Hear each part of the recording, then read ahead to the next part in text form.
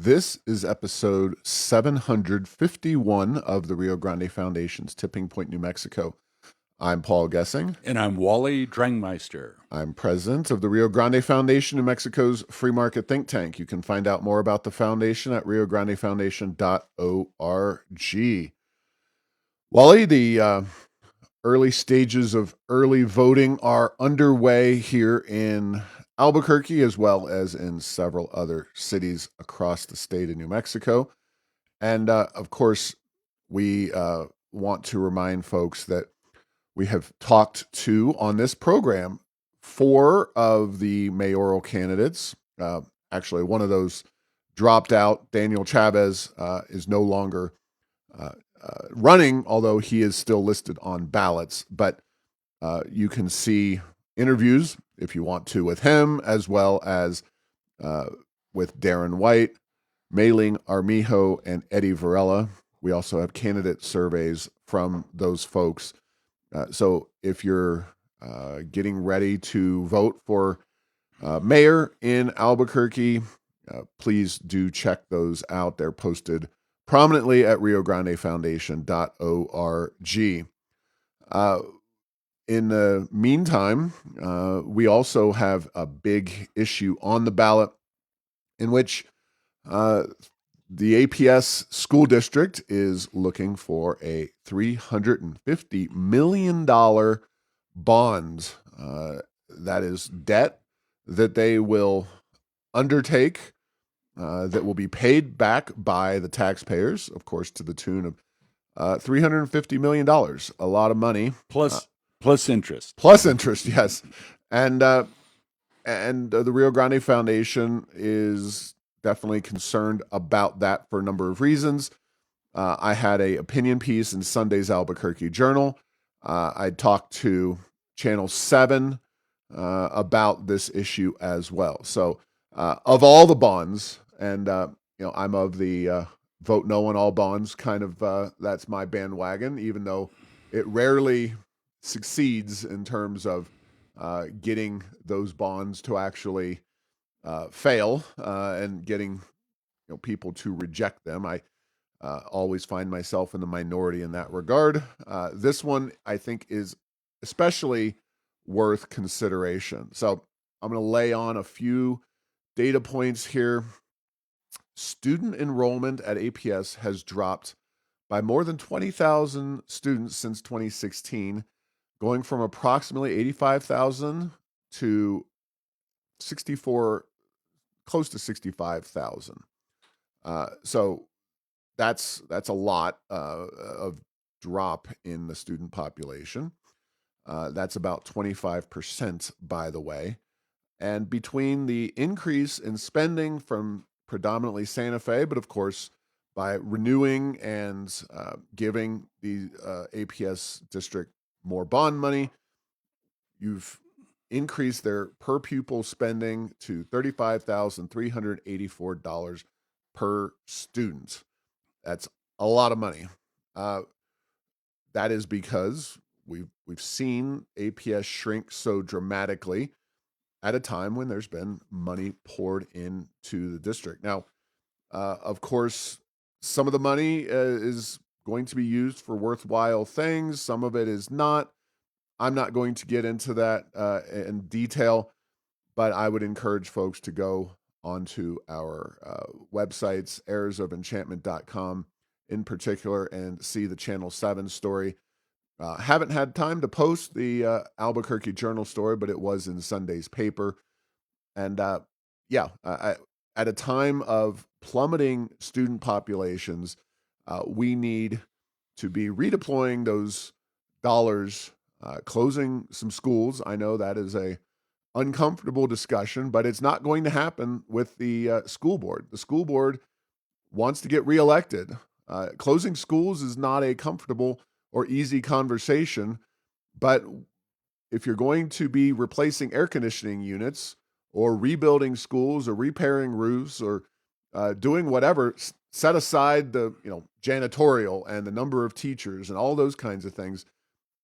It's a lot more efficient to do that in a more limited context than to do that through a bunch of facilities that you probably don't need. And of course, as we've discussed before, New Mexico shows no signs of being a state that is a magnet for these for young people, or that we're going to change direction. Setting aside the fact that the United States as a whole, the birth rate is way down, but New Mexico in particular has continued to see a drop in its youth population. So that is going to likely be continuing at least for the foreseeable future. And you might as well get started on right sizing the district, and this is the best way to begin that process. Yeah, Paul, it is very interesting how large school districts in growing areas have to manage their real estate. They basically are commercial real estate portfolio managers. You know, as we were building the West Side schools, they had to plan for that years in advance. And because otherwise, by the time the growth gets there, it's going to be too expensive to add schools. But, you know, I think APS schools, to use maybe a bit of a strained metaphor, but they're a little bit like Starbucks. So there's a lot of Starbucks, and actually, there were too many. And some point, you get too many facilities and have to right size, and that happens again in business. Starbucks, they had decades where they just would open.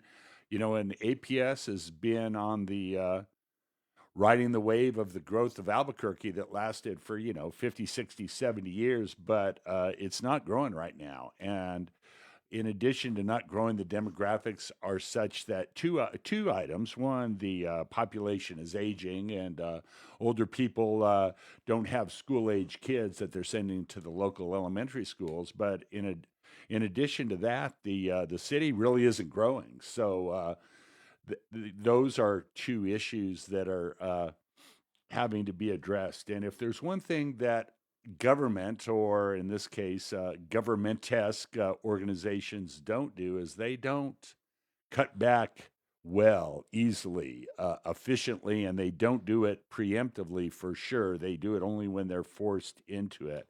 And so we will see what happens.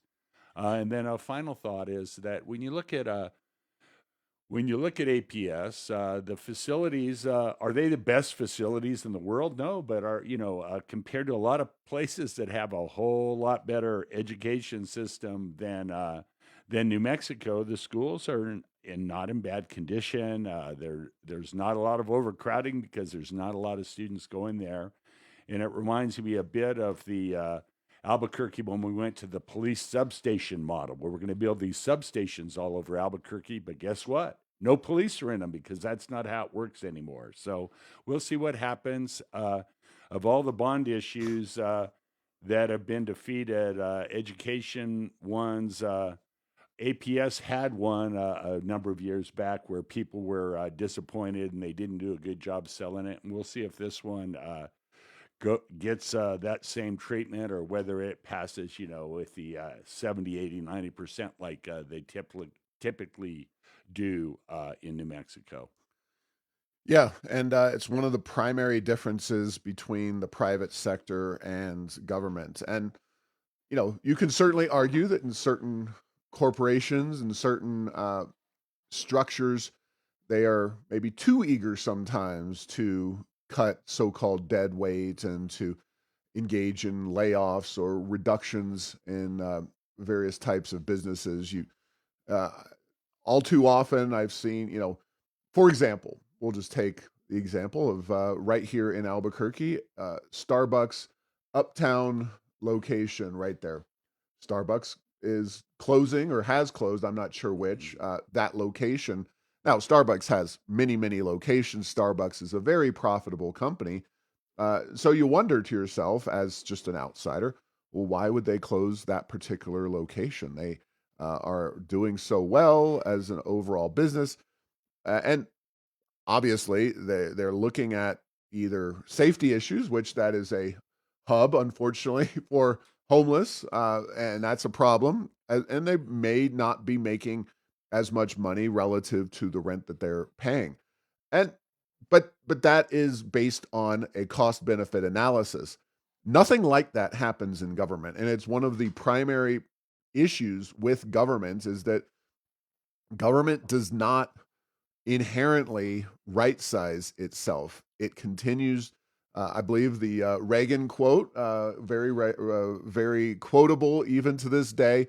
There's nothing so permanent as a temporary government program. Well, the education system is by no means a temporary government program, but the fact is that government does not respond to market forces. It is up to we, the people, the voters, primarily to make these decisions and force them on the politicians. And it doesn't matter who's on the school board. The incentive structure is not friendly towards really aggressively right sizing these schools. And it's just the way it is. But got a lot to talk about, so we'll have to leave that there. But do check out the Channel 7 story posted at Heirs of Enchantment and RioGrandeFoundation.org. And very shortly, the Sunday Journal article, ironically, having a debate with Jeff Tucker, who ostensibly is a conservative and was on this program a while back, former editor of the Albuquerque Journal. He was on the opposite side on this particular issue, although I don't think he quite thought things through on his side, but haven't really discussed it with Mr. Tucker yet. But there is more to the billboard saga here, Wally, in terms of what we alerted folks to last week, which is the billboards around town that a private individual put up during Balloon Fiesta to highlight some of the problems facing New Mexico. Many, right there with our views at the Rio Grande Foundation. The billboards stated, New Mexico national rankings, lowest in education, highest crime and drug use. Why can't we do better? Well, that elicited a response from the Economic Development Department, in which they set up their own series of not billboards, but social media posts that look like billboards, ironically, that are attempting to respond to these posts, same kind of format, and posted on the Twitter accounts. So here's a few, Wally, and we can discuss maybe not all of them, but maybe a couple of them. New Mexico national rankings, number 2 in solar, number 3 in wind potential. We're flipping the script. New Mexico national rankings, number 5, manufacturing wage growth. Second largest sovereign wealth funds. Thank you, Big Oil. Number 1 in family income growth. First state with free childcare and free college tuition. Number 1 in R&D spend intensity. Number 1 per PhDs per capita. Those are the only ones I see on their social media page. So, some worthwhile things, some things that I would call nothing more than a red herring. One of them also, KRQE, in their follow-on story, first state with free childcare and free college tuition. So, Wally, what do you think about Economic Development Department's campaign here? I guess I'll first say that the individual who purchased these billboards certainly is getting his money's worth, spurring a conversation. We're going to have him on the podcast in the not too distant future. But what say you? Well, the fact that they felt obliged to respond to a billboard is a bit telling. So that is not necessarily a show of strength. They probably got to them a little bit, and so.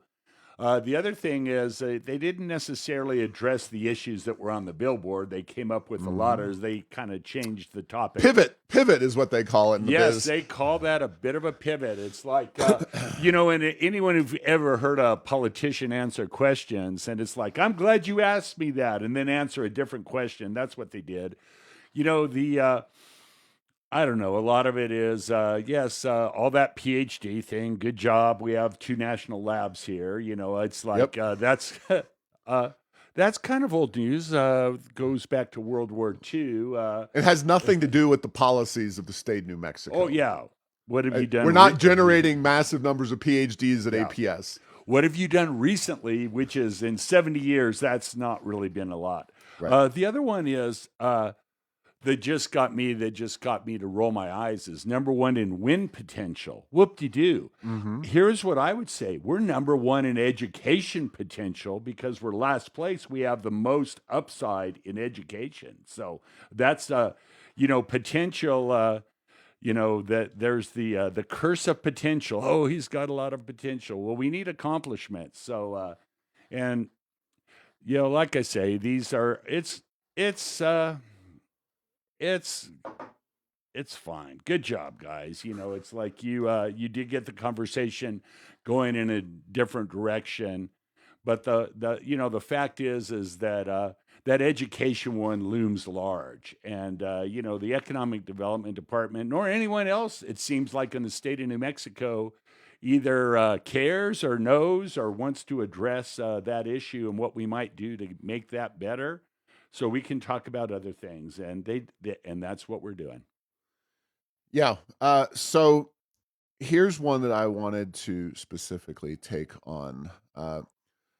The, the manufacturing growth and employment growth, and the fact that we are at sixth place year over year. So August 2024 to August 2025.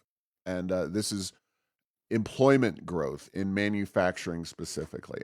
And so this is touted as a big success in yet another post. This, I believe, was just an email that they sent out. So they've really kind of bought into responding to this. So August 24 to 25, here are the states that New Mexico is like side by side with or in competition with.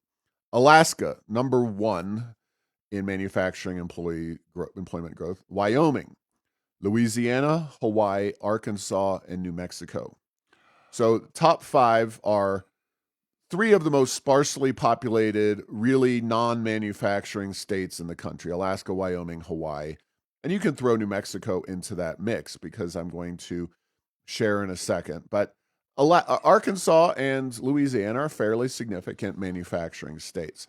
Now, we grew our manufacturing employment by 1.4% at a time when the country saw a drop of 0.6%. These other states all, either overshot that 1.4% by a lot or by a little. But And do you have the absolute numbers from those two data points, Paul? yes, I'll get to that in a Yeah, second. good. But continuing after New Mexico, so number 7, Nevada. Then you get Colorado, Arizona, and Texas, which, of course, that is convenient because those are three, of the prominent states that border New Mexico. So in August of 2024, we were at 28.7 thousand, and that bumped up to 29.1 thousand. And that's where you're on the right track there, Wally. I can tell where your mind is going already. So yes, this is nice. I mean, it is a moderate increase. Again, at a time when New Mexico should be booming. Remember, the oil and gas industry is booming and creating massive quantities of jobs and money for New Mexico. It doesn't mean that it's all manufacturing, but the fact is that oil and gas has boosted all aspects of New Mexico's economy. But here we go. Colorado has 6 million people. That's about 3 times New Mexico's 2 million. But its manufacturing employment is 5 times New Mexico's. So we're talking aggregate numbers here. Arizona has 7.3 million people. That's 3.65 times New Mexico's 2 million. But its manufacturing employment is also more than 5 times New Mexico's. Texas has 31 million people. That's 15 and a half times New Mexico's. But its manufacturing is 33.4 times New Mexico's. So, I'm not trying to belittle a year's growth in manufacturing. I did not go back and determine how growth went from 2019 when the governor took over on. But the fact is that it is very relatively easy to see a significant change when you're tiny, tiny, tiny, as opposed to a big state with a major established manufacturing base. But the fact is that our neighboring states are vastly better, bigger places to do manufacturing than New Mexico. These minor changes, yeah, it can pile up over 20, 30 years, but we're not a manufacturing hub. Chances are next year or the year after, we're going to, kind of drift back towards where we have been in the past. Yeah, and there's nothing wrong with adding 1,400 manufacturing No, it's jobs. Good great. job, that's great. But yeah, to your point, and where I went was, if you have 10 manufacturing jobs in your state and you add one more, that's a 10% increase. It's only one job. Well, this is a little bit more than that, but the point is that yeah, when the numbers are very small and your penetration of an industry, the number of people you have relative to your size is very, very low. It's pretty easy to make some additions. The other thing that is very interesting, that will be interesting to see, is that we had the Inflation Reduction Act and the Infrastructure Act under Biden, and now we have the big beautiful bill, and we're cutting back a lot of things, just to see how many of those manufacturing jobs were maybe related to kind of government DOE type of energy things versus oil and gas versus everything else. So yeah, those are details that I'm sure will be difficult to tease out. But nice trend, and let's if it keeps up, we'll say yeah, this is a real thing. And what is it we're doing to make that happen? I know there's some things we could do to really encourage manufacturing, but we don't seem to like to do that, and that is to maybe get rid of our corporate income tax, which we don't need, which would make us a better location, reform in any way, shape, or form our gross receipts tax. And hey, back to the same old ones. Let's improve our education, improve law enforcement, and this could be a good place to do business and have growth continue on an upward trajectory. Yeah, and I think that's the ultimate issue here is that it is good, and of course, it is notable that Rob Black is the head of the Economic Development Department in New Mexico. I think he genuinely wants to do the right thing and grow New Mexico's economy, but Rob is a paid staffer of the Lujan Grisham administration, and I think she has mixed views about all of that. She's definitely better on many policy issues, despite our manifest disagreements with the governor on a lot of economic development policies. That she kind of has that desire to at least look like she's moving New Mexico in a much more positive direction. It's the legislature where the real obstacles are. And we talked about this last week with the medical professionals. We talked about it with the roads. And it really goes down the line. Not that Lujan Grisham's always doing what we or free market principles would dictate, but on the margins, Lujan Grisham is generally better than the legislature across a number of issues.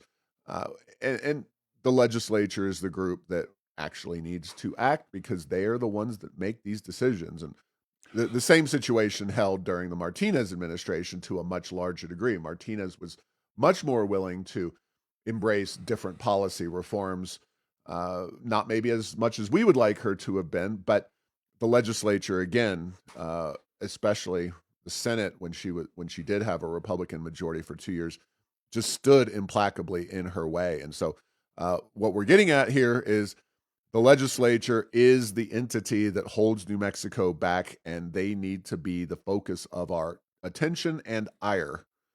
Well, and I have a suggestion for the governor. I'd like her to go to ChatGPT and type in Gary Johnson veto vato. And, that's one of those things. The governor pretty much has punted like on things like the medical malpractice reform. It's like they're all wringing their hands. There's nothing I could do. It's like, no, you can do a lot if you want to as governor in terms of not letting other things go through until you get what you want. But, right now she's in a position of wanting it both ways. She says she wants the right things, but those senators will just not cooperate with her. Well, that is one of the hallmarks, and again, largely successes. I do think of Governor Johnson is that he was not afraid to get that veto pen out and veto everything until he got them focused on what he wanted. It's in some ways slightly akin to the federal government shutdown, and so that doesn't necessarily make you popular in the short run. But hey, the governor, she probably can and will. She probably won't ever run for anything ever again in her life. So, what do you have to lose if you really think it's the right thing for New Mexico? Yeah, and vetoes will only get you so far, unfortunately. Yeah, they may. I think if you have a good governor who's touting actual market-based reform, which this governor has now never done a single time in her time in office, really, nothing on principle like that. But to the extent that you use those vetoes to get what you want out of the legislature, that is something that the executive can and should do. Of course, as we saw during the Martinez administration, the legislature basically said to themselves, "She may be here 8 years, but we'll still be here when she's done." And they were right. And to an extent, the same attitude prevails, and we're going to see. And I know we'll be doing a lot of talking about this between now and the 30-day session, based on promises made during the special, and generally, things that we've seen in other years. There are going to be a lot of very meaty policy items on the agenda in the 30-day session that I don't think they can get them all done.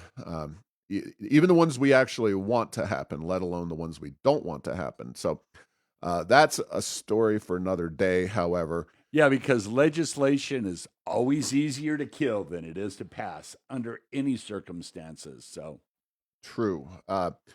Now, astute listeners may recall that back in January, we called out the governor for, I'll say, misrepresenting, some might say lying, about her impact policies on child poverty. And we noted that she was pretty obviously attempting to tout improvements in New Mexico's poverty rate from 50th to 17th, based on two different poverty measures. Those are, as a review, the supplemental poverty measure, which does include government benefits, and the official, which does not include government benefits. Well, recently, the governor noted that she has seen some moderate improvement in child poverty here in New Mexico, but it's nothing like what she'd originally touted. So the national poverty measure, the official one, found New Mexico improved by 0.4% in the new Census Bureau data. But the supplemental number was a much better 3.2% improvement. And of course, this is it doesn't take a rocket surgeon, as they say, to figure out why this is the case. Yes, oil and gas has improved the overall economy, and marginally speaking, New Mexico is seeing a little bit of an improvement in the official poverty rate, even without doing some really significant, economic policy reforms overall. But the supplemental is where the action is here in New Mexico, and a 3.2% improvement is quite dramatic. Well, of course, you see, and they note in their release, and I put it in the post, errorsofenchantment.com, New Mexico has expanded direct benefits to low and moderate income families, such as food and housing assistance, free college tuition, affordable health insurance coverage, and expanded early child care education in recent years. New Mexico's tax code has been revised since 2019 to become more progressive, benefiting low and moderate income families. The state has twice expanded its working families tax credit, created a targeted child income tax credit, expanded the low income comprehensive tax rebate, reduced the statewide gross receipts tax. Yes, they did. That is the one. The rate was reduced slightly and exempted much of Social Security income from taxation. Now, that is also, how much is addressing Social Security taxation really going to improve child poverty rates. But yeah, the last two are what I would call real significant policy changes. But again, we have a state awash in cash. We could be doing and should be doing so much more, and we should be doing it not just at the very lowest income levels, but for all New Mexicans. So, Wally, it's kind of one of those things. But yeah, they're having an impact on the supplemental poverty level. Is this sustainable, and will this actually improve outcomes in 5 to 10 years for New Mexico families? Or is this just kind of a fleeting, yay, we're doing something while we have this massive boom in place?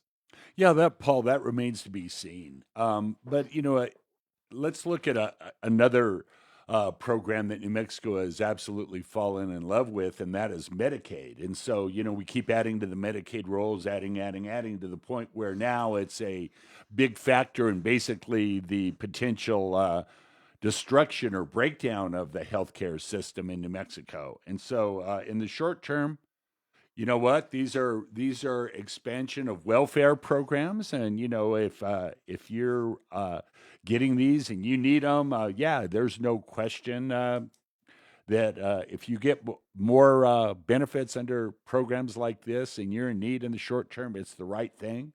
But the key is that you cannot. They say things like we can't grow our way out of this, out of the debt or deficit. Well, you can't grow welfare programs to the point where your state becomes successful. That is a strategy, but it's not a winning one. And so, yes, there will come a time where there will be a dip in revenues.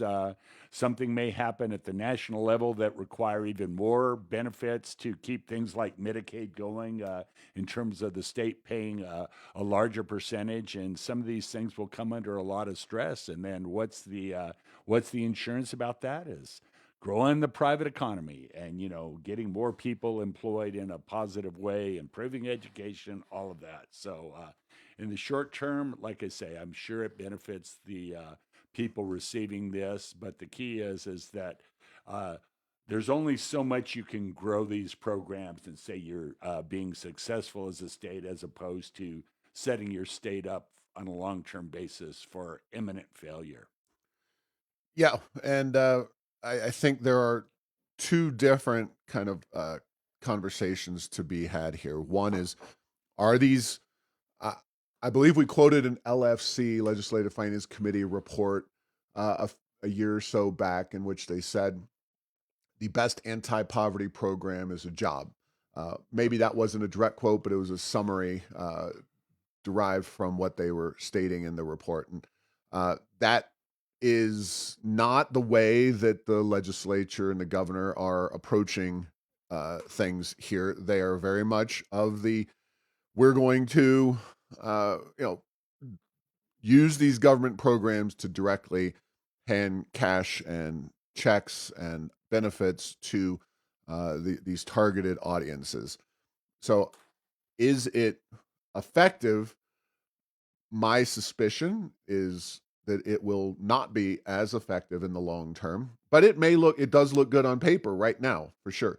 And then the second is, while oil and gas is not going anywhere as an industry, and my bet is that New Mexico will continue to be maybe we'll rank second for decades to come. Maybe we'll fall down the rankings as the findings in the Permian Basin play themselves out. But regardless, I think we've already been through the single biggest boom time that we've ever seen in a state. And has that moved the needle, or has that been used to maximize New Mexico's opportunities? And I think that is also very much of question. Yes, the legislature will prioritize these programs as long as Democrats control the legislature, but are they truly sustainable on into the future, or will they, be dialed back and pulled back at some future date? Because they get very expensive over time, and of course, the New Mexico we just saw in this legislative session, and there are already concerns about the sustainability of, they passed these subsidies and these kind of bailouts, if you will, for federal programs that were being cut back due to the expense of those federal programs in Washington. And there's already concern about, well, now we've got to do this again next year and on into the future. When you're doing that at a massive level, as we're seeing in New Mexico, you're going to ultimately, there's going to be some legislator or legislators or governor in the future that says, no, this is too expensive. It may not be a Republican. It could easily be a Democrat too. Well, and then the other issue is that right, just because you intend for this to be only a good thing, there are incentives that are set up. New Mexico already has a low labor participation rate in terms of the number of working adults adults of working age and how many of them are employed. And so, there is a point, and it happens all the time, where it's better and easier to not work than it is to work. And so, that's the other issue. And again, I don't, if this is a trend where we're going to keep growing these programs in terms of the dollar amount of benefits and the number of people on them, that is not going to be a long-term successful strategy for the state. Yeah, exactly. So, one that we will continue to watch, of course, child poverty and issues associated with that, a very important issue for our state. Now, changing gears quite a bit here, controversy erupted this week, especially in the Albuquerque area, but this is relevant across the state, especially because, McCall's Pumpkin Patch in the East Mountains is, as I like to call it, the Disneyland of pumpkin patches. It is not just a pumpkin patch. It is the happiest pumpkin patch on earth. It is a operation. It is an economic driver for the East Mountains out here and Torrance County. Ironically, the debate ensued because of another economic driver of Torrance County, in this case, an ICE facility and the use of a detention center in Torrance County. And you wonder, what the heck is the connection between those two things? Well, Kevin McCall is the owner or unowner. He's a part of the family of the McCall's Pumpkin Patch, and he is also a county commissioner. The county commission had to explicitly sign off on ICE's use of their detention center. It's one of 3 across the state. If you listen to the show, you may recall that the governor had originally planned to ban these in the special legislative session that just passed. That was pulled off the agenda, undoubtedly due to concerns about job losses from these 3 relatively rural counties, Torrance County, Otero County, and Cibola County, where these facilities are. And of course, these are hundreds of jobs. Yes, they are involved in immigration enforcement. So that is something that bothers a number of people on the political left. Well, what happened? Well, the Albuquerque Teacher Federation sent out a memo to their members dated 9/26, so September 26th. And it was not only publicly kind of calling into question, this whole facility and essentially trying to create grounds for a boycott and non-participation with the facility. It also was headlined McCall's prison patch, and implied there were strong implications that people who might not have legal status would be arrested or detained if they went to the McCall's pumpkin patch. That was quickly deemed a rumor on social media, and it's pretty obvious the genesis of that rumor. But Albuquerque Teacher Federation really going on the attack against what has become, like I said, I mean, the Disneyland of pumpkin patches. It's an institution, not just in the East Mountains, but people from all over the state come to that place. It's a really neat facility, and it keeps growing year after year, creating jobs and paying, I'm sure, a lot of taxes in that county and in that area. And so really dirty pool by Albuquerque Teacher Federation. Yeah, it is really interesting, Paul, how involved with far left political issues the teachers' organizations nationwide are. It's like it's not focused on education. It's not focused on their members, the teachers that they represent in unions. It's this larger political force. And yeah, no question, dirty pool. I don't think it's going to be effective, but it's interesting that they felt emboldened and empowered and off limits enough from criticism to think that that was a good thing for them to do. Yeah, and aside from just being a bad thing to do, it is way, way outside the lane of a teacher union. This is a group that is theoretically created for the benefit of its members to negotiate hours and pay and benefits, to engage in a very extraneous, very political issue such as ICE enforcement, and not just ICE enforcement, but the facility that is there in Torrance County, and one man's engagement as a county commissioner, and just very, very bizarre if you don't understand what unions, especially government employee unions, are really all about. And this is why the Janus versus AFSCME decision was made so many years ago at the U.S. Supreme Court, because there was concern among many people who were forced to join these unions that they were being, their resources were being used to speak in ways that they had real concerns and even opposition to. And this is just the latest illustration of why that was an absolutely spot on case. Let's see. We're running short on time here. The Freedom Index has been released for the special session. You can go find those results at riograndefoundation.org.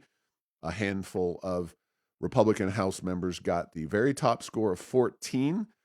Plenty of Democrats got the very worst score of -14, but find out for yourself.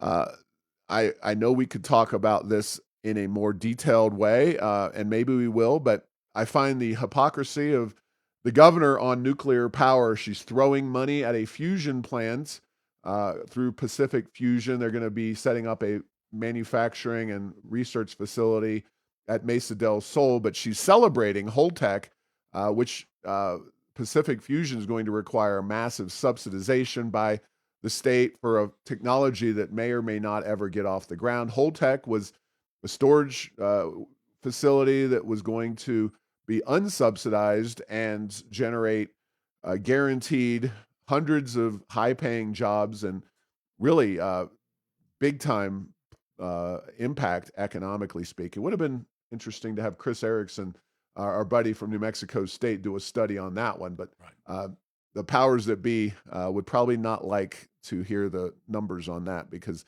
that was going to be a big boon for Southeast New Mexico, helping them diversify their economy. So fusion, speculative, never been done on the planet. Yes. Fission, storage, guaranteed, no subsidies. No. Wally? Any last thoughts? No, that and one of the attractions of fission is that it creates less waste. But believe me, if there will be waste. Fusion or fission?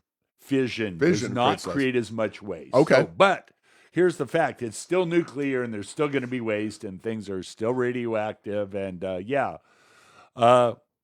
so we're better off just keeping our nuclear waste in drums out in the rain as opposed to putting them in the Holtec facility. There you go. Thanks for listening to this week's episode. Find all episodes at tippingpointsnm.com or at the Rio Grande Foundation's YouTube channel. Subscribe to the show at Apple, Stitcher, or tell Google Home to play Tipping Point New Mexico. Thanks to Path 3 Marketing for producing this show.